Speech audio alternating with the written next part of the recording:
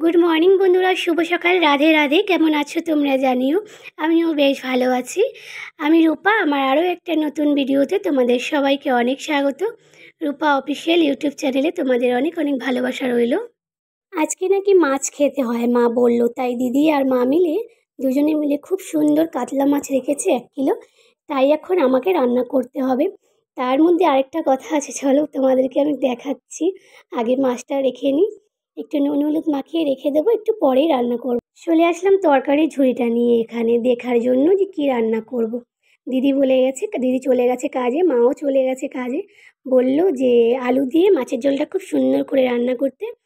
আর মাছটা কিন্তু খুব সুন্দর মানে এত সুন্দর মাছ রেখেছে আজকে, খুব দেখে আনন্দ হচ্ছে আর এই দেখো, আমি কিন্তু নকল নখ লাগিয়েছি। এখন একটু অসুবিধায় পড়েছি লাগিয়ে। এটা সোজা কর। জগন্নাথের মহাপ্রসাদ আনতে গেছিলাম, দেখো এদিকে সব কিছু রেখে গেছিলাম, তরকারি কাটছিলাম, দিদি এসে বললো তাড়াতাড়ি চল। তার রেশন কার্ড নিয়ে যেতে হয়েছিল। জগন্নাথের মহাপ্রসাদ বিতরণ হচ্ছে আমাদের এই বাসতলা কমিটিতে। তো সেটাই আনতে গেছিলাম, দাঁড়াও তোমাদের খুলে দেখাচ্ছি। এটা রেশন কার্ড নিয়ে গেছিলাম। এইটুখানির জন্যে আমার জামাটা চেঞ্জ করতে হলো। কি মিঠা? পেয়ারা মিঠাই একটা, আর একটা গজা দিয়েছে, আর তার সাথে এই ফটোটা যে দীঘায় জগন্নাথের মন্দিরের প্রতিষ্ঠান হয়েছে সেটা। এর জন্যই ভাবছিলাম এত হালকা হালকা কেন, এটার মধ্যেও ঠিক তাই আছে।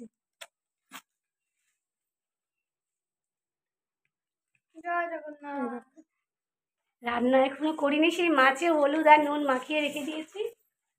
এবার এটা খুলে দেখি না, এটার মধ্যে একই জিনিস পাগলা।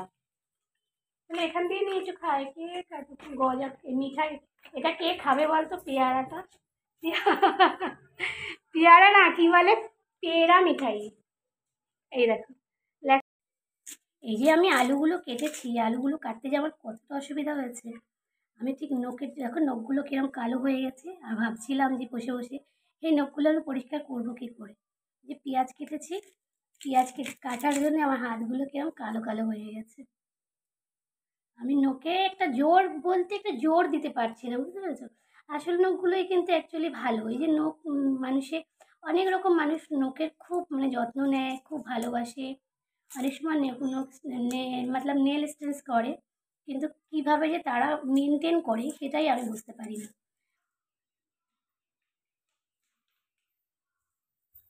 চলে আসলাম সব কিছু রেডি করে রান্নার দিকে। খালি আদা রসুনটা একটু বেটে নেবো আজকে।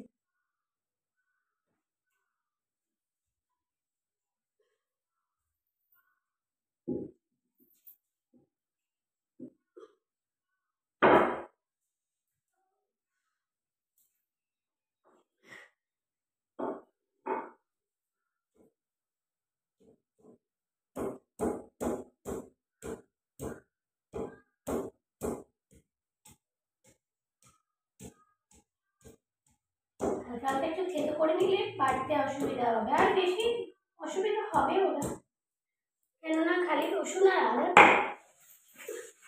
হয়ে গেছে। বাটাটা বললাম না তাড়াতাড়ি করে হয়ে যাবে, একদম তাড়াতাড়ি হয়ে গেছে। একবার একটু নখে লেগেছে, আর কিছু হয়নি। তুলে দিলাম, এখন এখানেই থাক, একবারে পরে ধুয়ে দেবো। এবার বসে করে রান্না করতে। অবশ্য শুকনো লঙ্কাটা একটু কমই খাওয়া হয়, যার কারণে আমি কটা কাঁচা লঙ্কা, দেখো 4টে কাঁচা লঙ্কা নিয়ে নিয়েছি। আর আজকে খুব সুন্দর একটু পেঁয়াজ রসুন দিয়ে আজকে মাছটা রান্না করবো। আর ভাতটা একটু পরেই বসাবো, দিদি কাজে যাচ্ছে। দিদি বললো আমাকে মাছটা রান্না করে রাখতে, বললো তোর মতো করে রান্না করবো।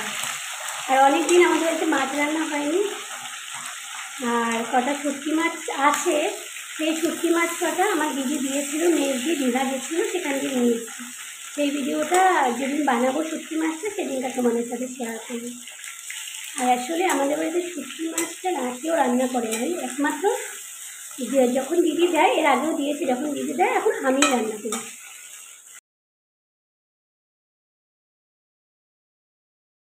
ওদিকে আমি রান্না বসিয়ে এদিকে চলে এসেছি। কেন জানো? আমার এই নখ কাটবো বলে, নখের জন্য নেল কাটা নিয়ে কিন্তু আমি বসে পড়েছি, নখগুলো কাটবো। জানো তো, আমি যখন মুখ ধুতে গেছিলাম তখন কিন্তু আমি এখানে খোঁচা খেয়েছি। তারপর ঠিকভাবে মাথা চুলকাতে পারছি না, কোনো জায়গায় যদি চুলকায় তা আমি চুলকাতে পারছি না। এই দুটো নখ আমাকে খুব অসুবিধা করছে। মুখ ধুতে গিয়ে কিন্তু আমি দুবার খোঁচাও খেয়েছি। এই কারণে কিন্তু আমি একটা নীল কাটার নিয়ে বসে পড়েছি, আর ওদিকে রান্নাটা হচ্ছে। তবু এই আমাবস্যাতে কিন্তু নখটা কাটতে নেই। তবু আমাকে কিন্তু অনেকটা ডিস্টার্ব করছে বলে আমাকে কিন্তু নখটা কাটতে হলো বাধ্য হয়ে। তা আমি কিন্তু পুরোটা নখ কাটবো না, একটু ছোট ছোট করে দেবো, যাতে যেটুকু সবসময় আমার নিজের আসল নখগুলো থাকে ঠিক ওরকম করে দেবো। কেননা ডান হাতে তো আর বেশি বড় নখ আমি সবসময় রাখি না, তাই নখগুলো একটু বড় বড় লাগানো হয়ে গেছে, যে কারণে আমাকে কিন্তু নখগুলো কেটে সাইজ করতে হচ্ছে। আমি জানি ক্লাসে গেলে এখন ম্যাম বাজে হয়তো একটু বেলা বকা দিতে পাক্কা পারে। 3টে বেজে গেছে। এখন খিদে পেয়েছে, চলে আসলাম। দেখো আজকে অনেক দিন পর মাছ রান্না করেছি বাড়িতে, মাছ ভাত। তা মা তো তবুও আজকে খেতে পারবে না, মা আজকেও খেতে পারবে না। মা কালকে মাথা টাথা ঘষে তারপরে খাবে। মার জন্যে ভাত আমি আলাদা করে রেখে দিয়েছি, আর এইটা দিদির জন্য রেখেছি। মাছ ভাজাটা নিয়ে যাই, থালা করে নিয়ে যাই। তা আমি যাচ্ছি খেতে বন্ধুরা। দুপুরে খাওয়া দাওয়া করে কিন্তু ঘুমিয়ে পড়েছিলাম। এই উঠেছি ঘুম থেকে, উঠে একে জামা প্যান্টগুলো হাতে নিয়ে দাঁড়িয়ে আছি, জামা প্যান্টগুলো তুলে নিলাম। এখন আমাদের এই পাশের দরজাটা বিকেল হলেই কিন্তু বন্ধ করে দিই, মা আসার আগে। নাহলে মা আসলে পরেই না একটু বলে, এখনও দরজা বন্ধ করিসনি, মশা মাছি সব ঢুকে যাবে। তা আমাদের দরজা কিন্তু আমরা প্রায় একই টাইমে এরকম বন্ধ করে দিই। আজকে একটু দেরি হয়ে গেছে।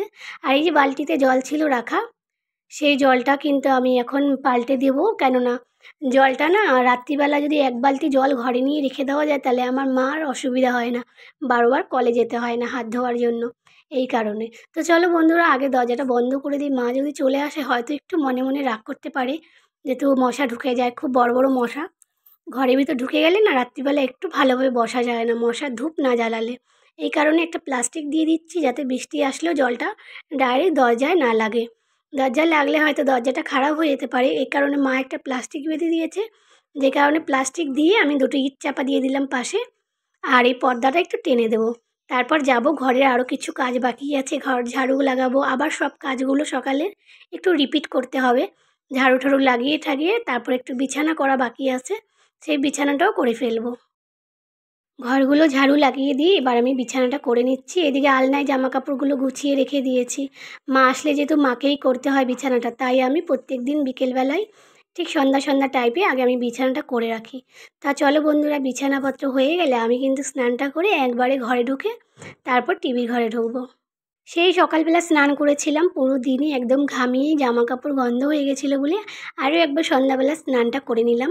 ওদিকে মাও চলে এসেছে। আজকে জানো তো কী হয়েছে, মা আসার সঙ্গে সঙ্গেই বলছে তাড়াতাড়ি দুটো খেতে দে, তাই যা ছিল তাই দিয়ে মাকে খেতে দিয়েছি, ঘি লঙ্কা দিয়ে। তা মার আজকে খুব খিদে পেয়েছিল, কেননা আজকে কাজে গিয়েছিল, সেখানে তো কিছু খায়নি, যেহেতু মা নিরামিষ খাচ্ছে কদিন দিয়ে। তা আগে মাকে খেতে দিয়ে তারপরে আমি স্নানটা করে আসলাম। মাও যেই টিভি ঘরে বসে বসে আমাকে টিভি দিলা যে দেখছে। সেই প্যাক করো, প্যাক করো। আমার মার আজকে খুব খিদে পেয়েছিল, কেননা আজকে কাজে গেছিলো, সেখানে খায়নি মা আজকে, যেহেতু মা তো নিরামিষ খাচ্ছে, যে কারণে ওখানে খায়নি। এই কানেটা না খুব সুন্দর। তা আসতে না আসতে হাত পা ধুয়ে ঘর ঢুকতে ঢুকতে বলছে আমাকে একটু ভাত দে। তাড়াতাড়ি করে মাকে একটু ঘি দিয়ে লঙ্কা দিয়ে ভাত দিলাম, খেলো, এখন একটু শান্তি পেলো আমার মা। এখন বসেছি আমরা টিভির ঘরে টিভি দেখার জন্য। মা টিপের পাতা তুলেছে, খুব সুন্দর মা নেলপালিশ কালারটা, কিন্তু আমি নেলপালিশ পরবো কোন হাতে, আমি তো। হ্যাঁ, আমার এই কালারটা খুব পছন্দ। হ্যাঁ, হবে না কেন? হ্যাঁ, কানেরগুলো খুব সুন্দর হয়েছে গো। জামা কাপড় কাচা হবে কালকে ভোর রাত্রিবেলা। আমার মা এখন থেকে বালিশের কাভার আর বিছানার চাদর সবকিছু গরম জলের মধ্যে করে কাছাকাছি করার জন্য মানে আর কি বের করে রেখেছে। এখন গরম জলে চাদরটা ভিজাচ্ছি। তা আমার মা দেখো একটা বেলনি দিয়েছে, বলেছে এটা দিয়ে ভালো করে চাদরটাকে ভিজা যায় না, গরম জলে হাতে লাগাতে পারবো না, এই কারণে। আজকে আর রাত্রিবেলা আমাদের রান্নাবান্না নেই, যেহেতু রাত্রি রান্নাবান্না করা আছে, আজকে রাতে রান্না নেই। জল যেটুকু দিয়েছে পুরো চাদরটাও ঢুকছে না। চলো বন্ধুরা, আজকে ভিডিওটা এখানেই শেষ করছি। তোমরা সবাই ভালো থেকো, সুস্থ থেকো, আবার দেখা হচ্ছে অন্য একটা ভিডিওতে।